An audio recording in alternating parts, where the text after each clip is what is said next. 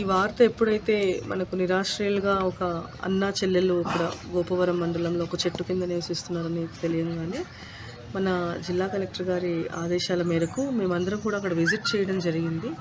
వెంటనే వాళ్ళకి కావాల్సినవన్నీ కూడా మనం సమకూర్చి, బేసిక్ నీడ్స్ ఏదైతే ఉన్నాయో అవన్నీ కూడా సమకూర్చి వాళ్ళని ఇమీడియట్గా ఇక్కడ మన షెల్టర్ హోమ్కి తీసుకురావడము, అలాగే వాళ్ళు ముందర కొంచెం అడ్జస్ట్ అవ్వడం ఇబ్బంది పడ్డారు. బట్ లేటర్ ఇప్పుడు అందరితో కలిసిపోయారు. సో దీనికి ఒక 1.5 ఇయర్గా మన ఆర్డీఓ సార్ 1.5 మంత్గా ఆర్డీఓ సార్ గారు చాలా కృషి చేసి వాళ్ళకి ఆధార్ కార్డు ఇవన్నీ కూడా అన్నీ సమకూర్చడం జరిగింది. అన్ని డాక్యుమెంట్స్ కూడా సమకూర్చడం జరిగింది. దాన్ని బేస్ చేసుకొని జిల్లా కలెక్టర్ గారు మనమంతా డివో లెటర్ పెట్టి ఎలాగైనా పెన్షన్ ఈ మంత్ నుంచి రావాలని చెప్పి చాలా కృషి చేయడం జరిగింది.